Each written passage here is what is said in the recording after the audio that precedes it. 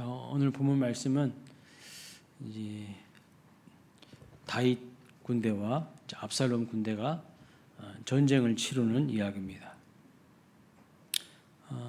객관적으로 보면요, 이 압살롬 군대가 절대적으로 우세합니다. 그런데 결과는 다윗 군대가 승리합니다. 전세는 압살롬 군대가 절대적으로 우세한데 승리는 다윗 군대가 이겨요. 압살롬 반란의 끝이 매우 불행한 것을 볼 수가 있고요, 아름답지 못합니다. 자, 그 이유를 오늘 본문을 통해서 찾아보려고 합니다. 자, 1절 한번 다시 보겠습니다. 읽어볼까요? 시작. 이에 다윗이 그와 함께한 백성을 찾아가서 천부장과 백부장을 그들 위에 세우고. 사실 이스라엘 백성들은요, 이제 거의 대부분 압살롬에게 다 넘어갔어요. 다윗을 따르는 사람들은 그렇게 많지 않습니다. 다윗에게 남아있는 사람이 별로 없었어요. 여러분, 왜 압살롬에게 다 넘어갔을까요? 오늘 성경을 보면요, 그 이유를 성경이 조목조목 다 설명하고 있어요. 크게 세 가지인데, 첫째는요, 압살롬의 외모가 매우 탁월했기 때문입니다. 사무엘하 14장 25절 말씀 보면 이런 말씀이 있어요. 온 이스라엘 가운데에서 압살롬같이 아름다움으로 크게 칭찬받는 자가 없었으니 그는 발바닥부터 정수리까지 흠이 없음이라. 발바닥부터 머리끝까지 잘생겼대요. 제가 AI한테 성경에 나와 있는 내용을 입력해 봤어요. 발바닥부터 정수리까지 흠이 없다. 압살롬은 머리카락이 길고 머리카락이 곱고 아름다웠다. 막 이런 정보들을 다 입력을 해보니까요, 입력을 해서 그림을 그려줘 그랬더니 저렇게 그림을 그려줬어요. 저게 압살롬이래요. 제가 봐도 멋진 것 같아요. 탁월한 외모를 가진 사람입니다. 저도 좀 키가 한 180 정도 되고 좀 잘생겼으면 얼마나 좋았을까. 그럼 우리 광일교회 성도님들이 저를 좋아했을 텐데. 170도 뭐라고 그랬어요? 지금이 낫다고요? 좀 몸둘 바를 모르겠습니다. 감사합니다. 그래도 180이면 다 낫겠죠. 거짓말도 잘하시네 진짜. 자, 압살롬은요, 탁월한 외모를 가진 사람이었어요. 그러니까 딱 봐도 매력적인 사람인 겁니다. 매력적인 사람이에요. 자, 두 번째는요, 압살롬이 사람들의 마음을 잘 훔쳤어요. 외모도 탁월하고 화려한데 마음까지도 쫙 사람들 마음을 이렇게 뺏는 사람이에요. 사무엘하 15장 5절 말씀 제가 읽어봅니다. 사람이 가까이 와서 그에게 절하려 하면 압살롬이 손을 펴서 그 사람을 붙들고 그에게 입을 맞추니. 입까지 맞춰줘.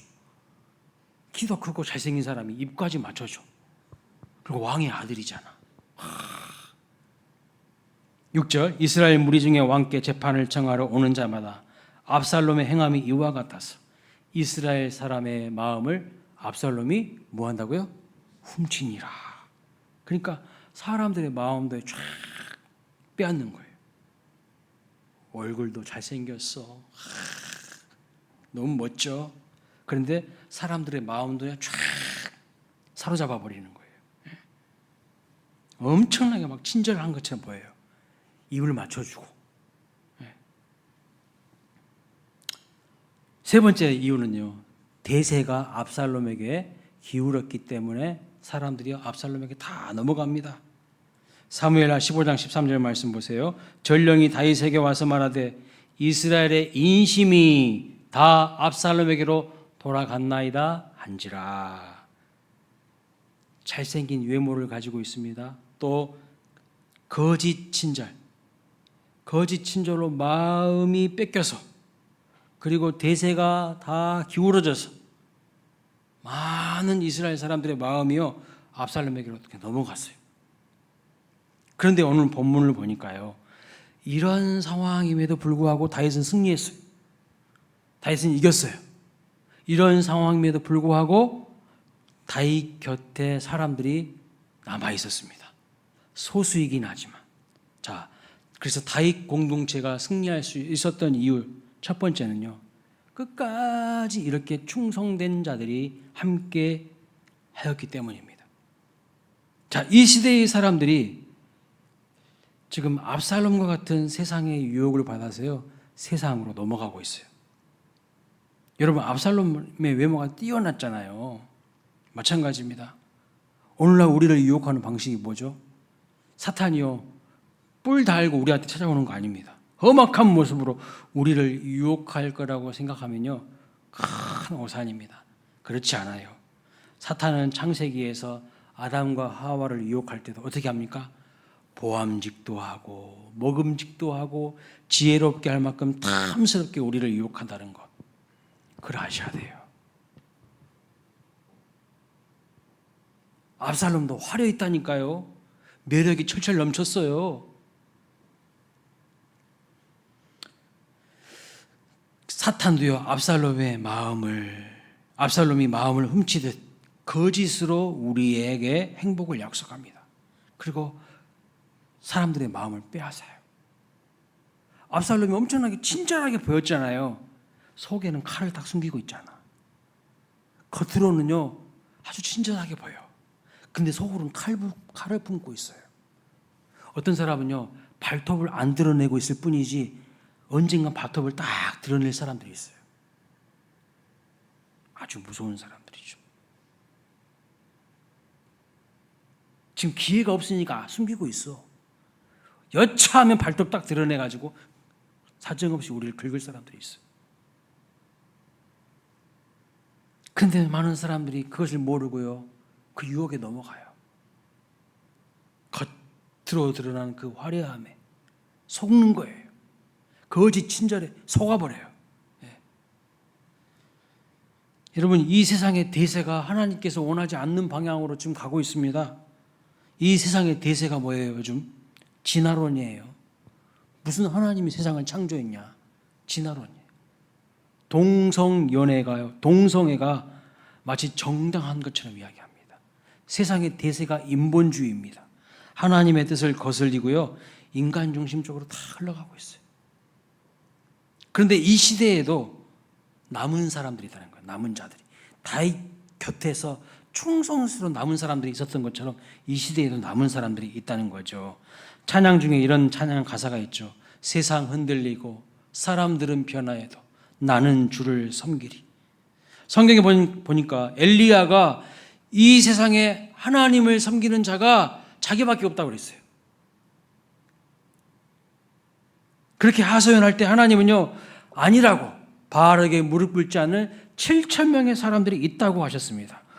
오늘도 세상에 도처에 남은 자들이 있다는 것, 그걸 믿으시기 바랍니다. 예수님 당시에도 많은 사람들이요 예수님에게로 왔다가 다 떠나갔을 때 주님이 물었어요. 너도 가려느냐? 너희도 가려느냐?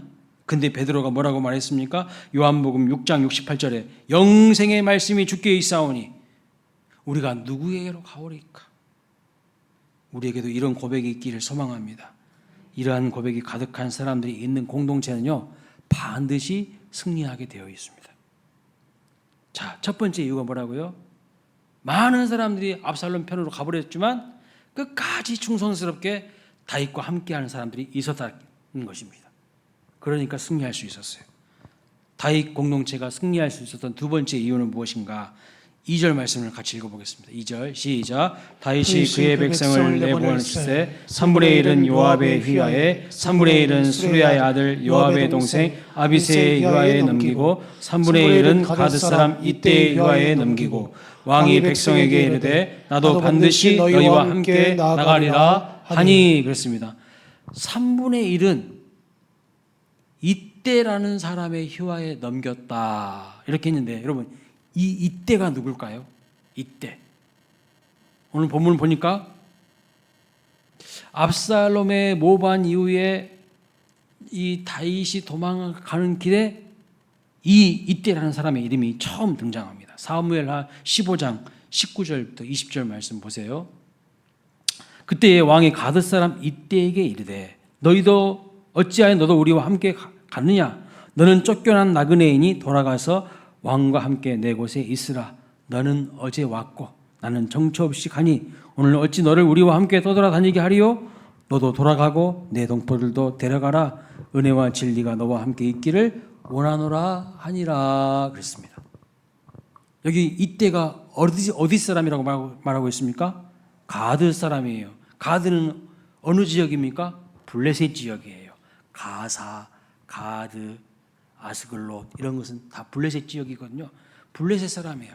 근데 너는 어제 왔고 그랬잖아요. 너는 어제 왔고 귀순한 지 얼마 안 됐다는 뜻이에요. 블레셋 사람인데 다윗 편으로 귀순한 지 얼마 안 됐다는 거예요. 그런데 이때가 뭐라고 말합니까? 내가 끝까지 사나 죽으나 당신과 함께 하겠다고 이렇게 말하고 있습니다. 자, 21절 말씀 이어서 한번 보겠습니다. 시작. 이때가 왕께 대답하여 이르되 여호와의 살아계심과 내 주 왕의 살아계심으로 맹세하옵나니 진실로 내 주 왕께서 어느 곳에 계시든지 사나 죽으나 종도 그곳에 있겠나이다 하니 이때가 끝까지 나는 다윗 당신과 함께 하겠다고 그렇게 고백을 하고 있어요.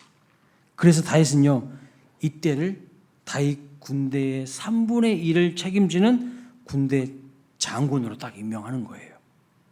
이때는 요압이나 아비새 같은 군대의 장관들과 어깨를 나란히 하는 군대 장관으로 임명이 됩니다. 그래서 다윗 공동체가 승리할 수 있었던 두 번째 이유는 무엇인가? 새롭게 들어온 사람들도 쓰임받는 공동체였기 때문입니다. 자, 이때는 어디 출신이라고요? 블레셋의 가드 출신이에요. 그럼에도 불구하고 군대 장군으로 임명한 거예요. 저는요 우리 교회가 이랬으면 좋겠어요. 교회에 텃세가 없기를 바랍니다. 새롭게 등록한 성도님들이 자연스럽게 사람들 눈치 보지 않고 쓰임받는 그런 교회가 되기를 소망합니다. 새가족 교육을 받은 이후에는요 찬양팀에서도 섬기고 방송실에서도 섬기고 주차 봉사로도 섬기고 차량 봉사로도 섬기고 주일학교 교사로도 섬기고 섬길 곳이 많잖아요. 다양하게 쓰임 받았으면 좋겠습니다. 그래서 우리 모두는요 하나님 나라를 세우는 사역자가 되어야 되는 거예요. 그것이 우리를 향한 하나님의 비전이고 계획이라는 것을 깨달으시면 좋겠습니다. 그러니까 이때는 원래 다윗 공동체 사람이 아니에요. 그런데 들어와서 군대 장관으로 쓰임 받는 것을 볼 수 있어요. 자, 세 번째로 다윗 공동체가 승리할 수 있었던 이유는요. 자, 2절 하반절을 보겠습니다. 제가 읽어볼게요. 왕이 백성에게 이르되 나도 반드시 너희와 함께 나가리라 하니 3절 백성들이 이르되 왕은 나가지 마소서 우리가 도망할지라도 그들은 우리에게 마음을 쓰지 아니할 터이요 우리가 절반이나 죽을지라도 우리에게 마음을 쓰지 아니할 터이라 왕은 우리 10,000명보다 중하시오니 왕은 성읍에 계시다가 우리를 도우심이 좋으니이다 하니라. 무슨 말일까요? 다윗이 백성들에게 말합니다. 나도 반드시 너희와 함께 전쟁터에 나갈 거라고 이렇게 이야기합니다. 그러자 백성들이 뭐라고 이야기하는 거예요? 아니다고 합니다. 그렇게 하지 말라고 합니다. 왕은 그렇게 하지 말라고. 무엇을 말하는 것일까요? 승리하는 공동체는요 리더를 아끼고 사랑합니다. 승리하는 공동체의 특징은요 리더를 아끼는 공동체라는 거예요. 뭐라고 이야기합니까? 왕은 우리 10,000명보다 더 소중하다고 말합니다. 그래서 다윗 공동체가 승리할 수 있었던 세 번째 이유는 뭐냐면 리더를 소중하게 생각하는 겁니다. 그런데 이런 이야기가요 한 번 딱 등장하고 끝나는 게 아니라 계속 반복해서 나와요. 성경에서 왜 이런 이야기를 계속 말하고 있나요? 사무엘하 21장을 보면 이런 이야기가 나옵니다. 블레셋 사람이 다시 이스라엘을 치는데 다윗이 블레셋 사람들과 전쟁을 하는데 죽을 뻔해요. 16절 17절 말씀 보세요. 거인족의 아들 중에 무게가 300세겔 되는 노창을 들고 새 칼을 찬 이스비브노비 다윗을 죽이려 함으로 스루의 아들 아비새가 다윗을 도와 그 블레셋 사람을 쳐 죽이니 그때 다윗의 추종자들이 그에게 맹세하여 이르되 왕은 다시 우리와 함께 정장에 나가지 마옵소서. 끝부분 한번 읽어보겠습니다. 시작. 이스라엘의 등불이 꺼지지 말게 하옵소서 하니라. 백성들이 이스라엘의 리더인 다윗을 어떻게 이해하고 있습니까? 뭐라고 이야기하죠? 이스라엘의 등불이라고 하는 거예요. 이스라엘의 등불. 당신은 이스라엘의 등불입니다. 그리고 2장을 더 넘겨서요. 23장에 가보면 더 놀라운 이야기가 나옵니다. 블레셋이 이 베들레헴을 포위하는데 그때 다윗이요 이런 이야기를 해요. 내가 저 베들레헴 성문 곁에 있는 우물물을 먹고 싶다고. 누가 나에게 저 베들레헴 성문 곁에 있는 우물물을 먹게 해줄까? 그 이야기를 합니다. 그때요 충성스러운 새 용사가 블레셋 진영을 돌파하고 베들레헴 성문 곁으로 가서 우물물을 길러옵니다. 여러분 왜 이런 이야기를 성경에서 자세히 기록하고 있을까요? 그냥 안 넣어도 될 것 같은데 이런 이야기. 왜 이런 에피소드를 말하는 것일까요? 성공하고 승리하는 공동체는요 리더를 아끼고 사랑하는 충성스러운 이런 사람들이 있다는 거예요.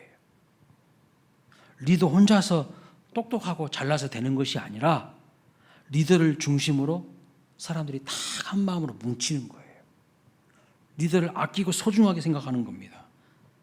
리더를 10,000명보다 소중하게 생각합니다. 이스라엘의 등불이라고 말하는 거예요. 그런데 여러분 압살롬 공동체는 이런 사람들이 있었을까요? 없었을까요? 전혀 없었어요. 압살롬 공동체는요 이런 게 없었어요. 여러분 어떤 공동체가 튼튼하고 승리합니까? 가정을 이렇게 보잖아요. 가정을 보면 가장을 우습게 여기는 가정은요 건강한 가정이 아니에요. 여러분들 말 조심하셔야 돼요. 자녀들 앞에서 특히 아내분들은 남편을요 무시하는 말을 하시면 절대 안 돼요. 그건 여러분 가정을 스스로 무너뜨리는 거예요. 가장을 존경할 줄 알아야 돼요. 존중할 줄 알아야 돼요. 그런데 이 가장이 존중받지 않는 가정을 보세요. 그 가정의 아이들은요 무례해요. 예의가 없어요. 말도 함부로 해요. 어른들도 존중하지 않습니다.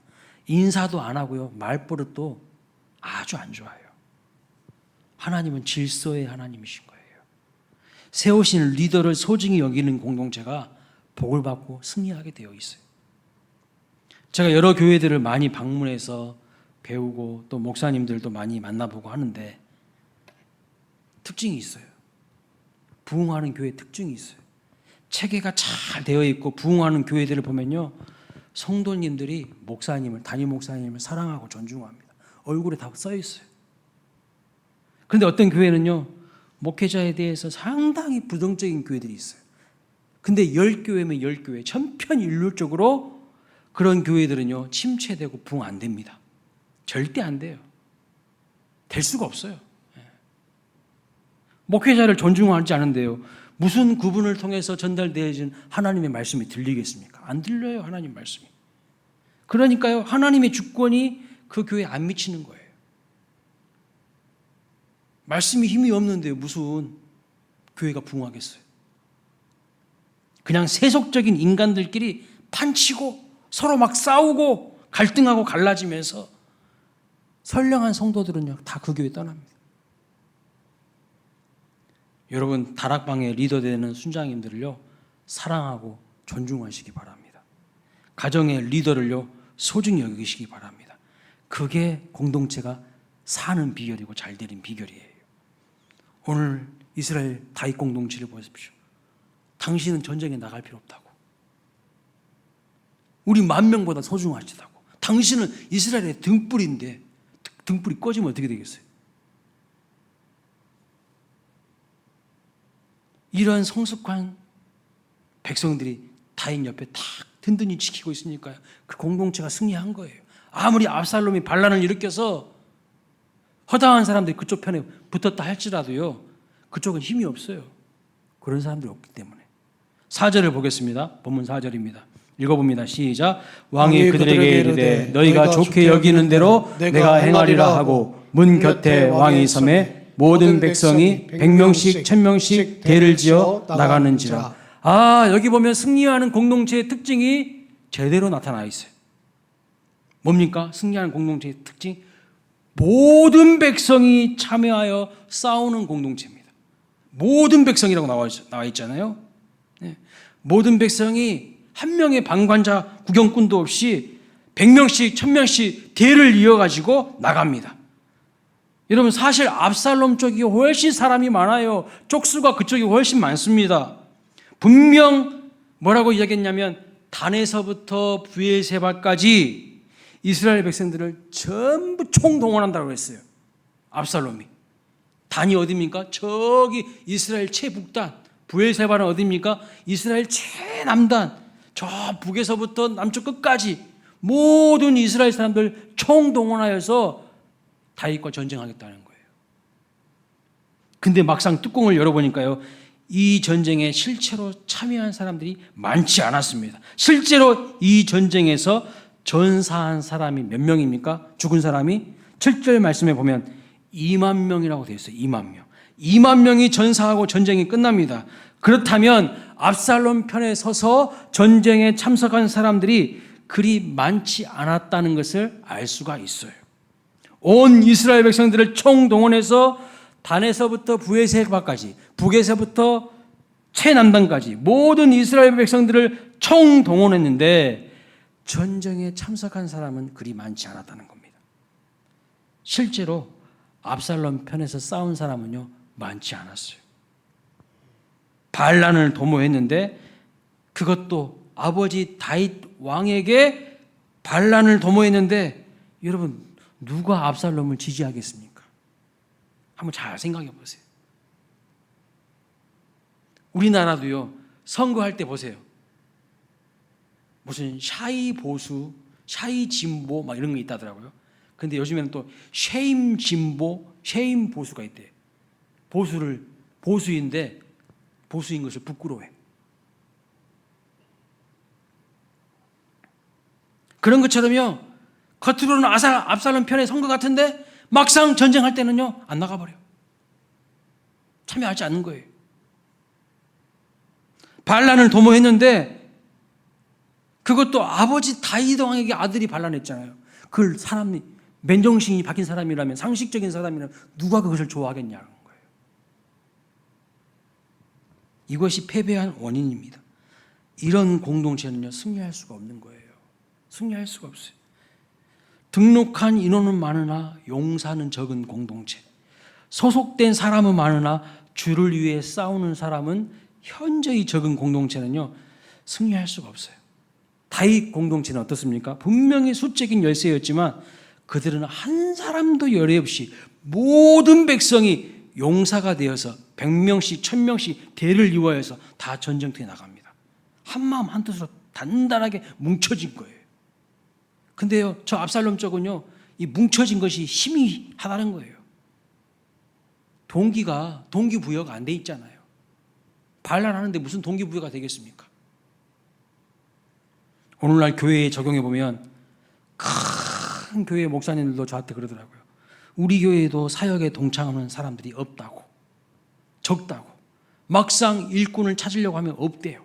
안 하려고 한대. 우리 교회는요, 모든 성도가 훈련을 받고 모두가 하나님의 용사가 되어서 주의 일에 참여하는 신실한 공동체가 되시기를 주님의 이름으로 축복합니다. 사람만 많아지는 것이 아니라 진짜 그리스도의 제자들이 되어야 되는 거예요. 진짜 하나님의 용사들이 많은 공동체가 되어야 한다는 것이죠. 자, 그럼 결정적으로 어떤 공동체가 승리할까요? 이런 공동체가 승리합니다. 하나님이 함께 하시고 하나님이 도우시는 공동체가 승리하는 거예요. 자, 6절 7절 말씀을 다시 한번 읽어보겠습니다. 시작. 이에 백성이 이스라엘을 치러 들러나가서 에브라임 수풀에서 싸우더니 거기서 이스라엘 백성이 다윗의 부하들에게 패하매 그날 그곳에 전사자가 많아 2만 명에 이르렀고 그랬습니다. 여러분, 압살롬 편에 선 사람들이 다윗의 부하에게 패해서 2만 명이 전사했어요. 그럼 다윗의 군사들이 용맹하고 실력이 좋아서 이긴 것일까요? 아닙니다. 물론 다윗의 군사들이 최선을 다해서 싸우실 것입니다. 그러나 그것만으로 이긴 것이 아니라고 오늘 본문은 분명히 우리에게 말씀하고 있어요. 8절 말씀을 보세요. 그 땅에서 사면으로 퍼져 싸웠으므로, 그 다음이 중요해요. 그날의 수풀에서 죽은 자가 칼에 죽은 자보다 많았더라. 여러분, 수풀에서 죽은 자가 칼에 죽은 자보다 많았다. 이게 뭘 의미하는 걸까요? 이 전쟁에서 다윗의 용사들이 단순히 용맹해서 압살롬 밑에 군인들이 패한 것이 아닙니다. 그것이 어떻게 할 수 있는가? 그날의 수풀에서 죽은 자가 칼 맞아 죽은 자보다 많았다는 것입니다. 많은 사람들이 칼에 맞아서 죽지 않았다면 어떻게 죽은 것일까요? 서로 막 칼싸움 하다가 칼 맞아 죽은 게 아니라는 거예요. 그럼 어떻게 죽은 것일까요? 실제로 무슨 일이 일어났는지 오늘 성경은 자세히 기록하고 있지는 않지만 칼에 맞아 죽은 자보다 수풀에서 죽은 자가 훨씬 많았다고 이렇게 표현하고 있어요. 이 말씀의 진의는 무엇이냐면 하나님이 배후에서 도우셨다는 뜻이에요. 사람들이 자기들끼리 치고받고 하다가 그냥 어쩌다가 다윗이 이긴 게 아니고 사람이 싸운 것 같지만 그 뒤에서 하나님이 도와주셨다는 거예요. 결정적으로 이 압살롬도요, 이 숲에 있는, 이 에브라임 수풀에 있는 상수리 나무에 머리카락이 걸려서 그렇게 해서 인생을 마감하게 됩니다. 죽게 돼요. 아까 사진 봤잖아요. 머리가 길어요, 압살롬은. 성경에 보니까 압살롬의 외모에 대해서 표현한 구절이 있는데 머리가 길고요, 여인들처럼 머릿결이 아주 곱고 아름다웠다고 표현하고 있어요. 자기의 자랑이야.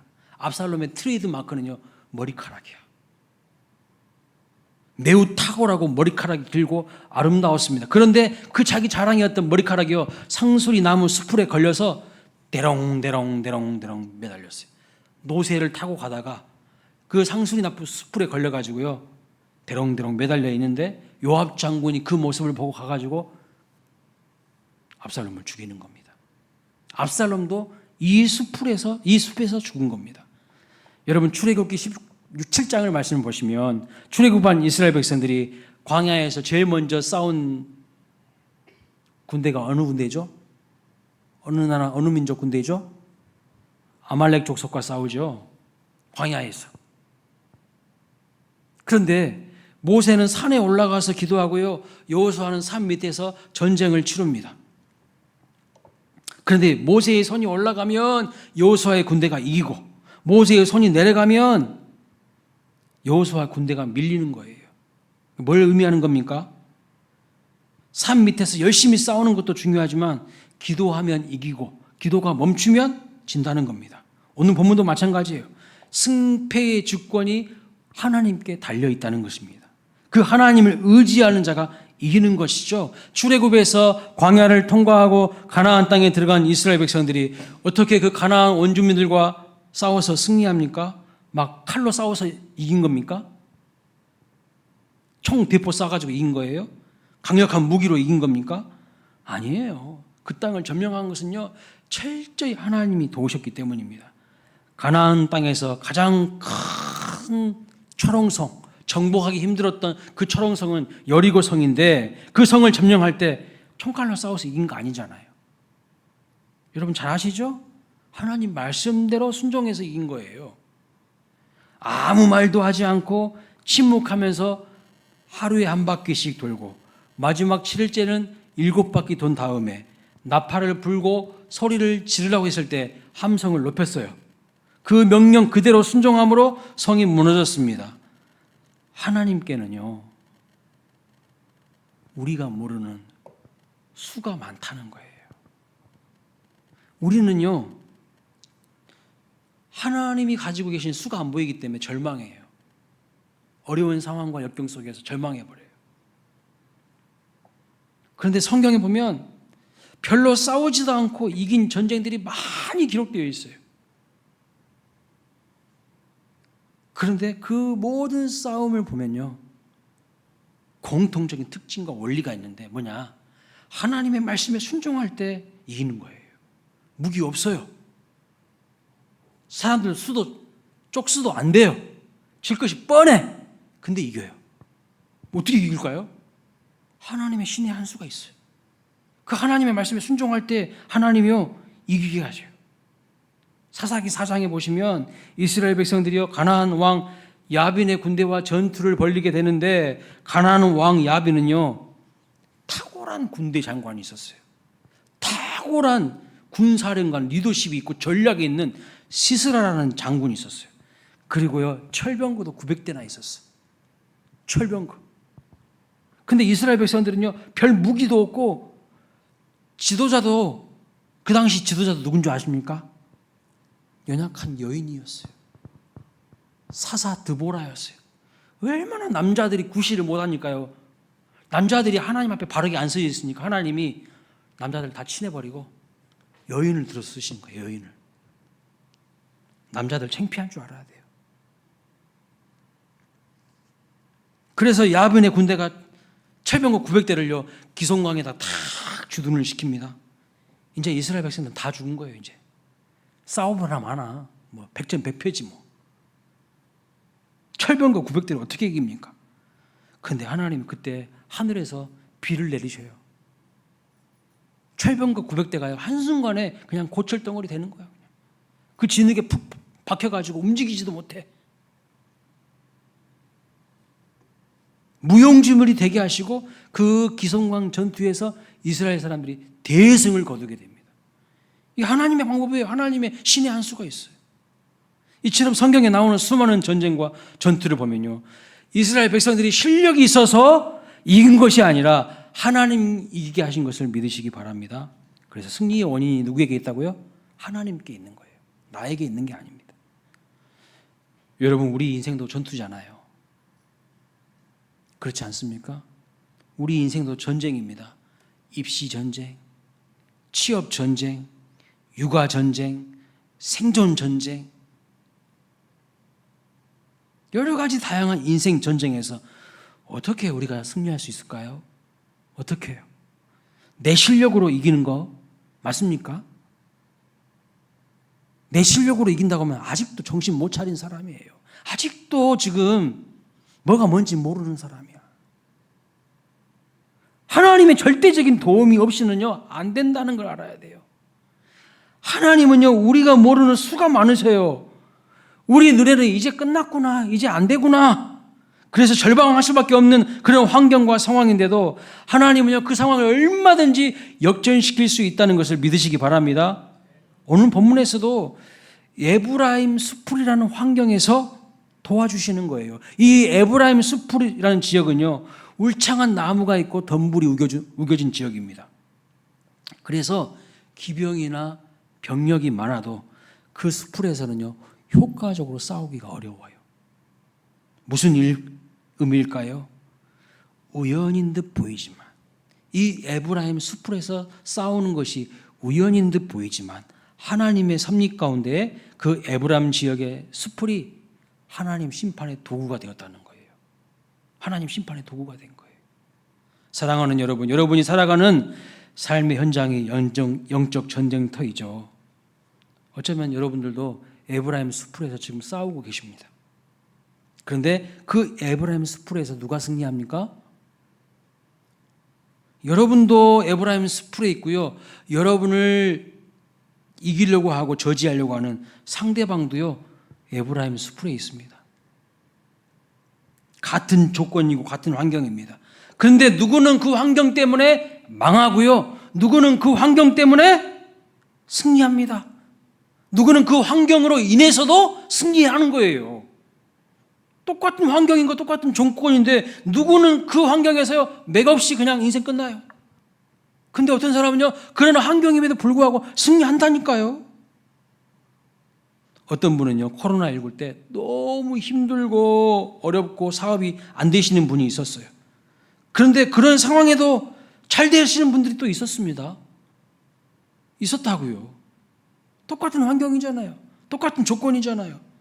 근데 어떤 사람은요, 하나님이 도와주셔서 그런 환경에서도 잘 되는 거예요. 에레미야 17장 7절 8절 말씀 보십시오. 같이 한번 읽어보겠습니다. 시작. 물은 여호와를 의지하며 여호와를 의뢰하는 사람은 복을 받을 것이라. 그는 물가에 심어진 나무가 그 뿌리를 강변에 뻗치고 더위가 올지라도 두려워하지 아니하며 그 입이 청청하며 가무는 해에도 걱정이 없고 결실이 그치지 아니함 같으리라. 아멘. 우리 수원광일교회 모든 성도님들이 이와 같은 복을 받으시기를 주님의 이름으로 축원합니다. 여러분, 우리가 승리하는 비결은요, 나의 한계와 연약함을 철저하게 깨닫고 겸손히 주님 의지하는 거예요. 누가 복을 받는다고 말씀합니까? 여호와를 의뢰하는 사람, 하나님 앞에 엎드려 기도하는 사람, 하나님을 철저히 의지하는 사람, 그 사람이 승리하는 거예요. 한계가 분명하잖아요. 연약하잖아요. 그럼에도 불구하고요, 주님을 의지하지 않아요. 엄청난 교만이죠. 엄청난 고집이 그 안에 숨어 있어요. 그걸 다 깨부셔야 돼요.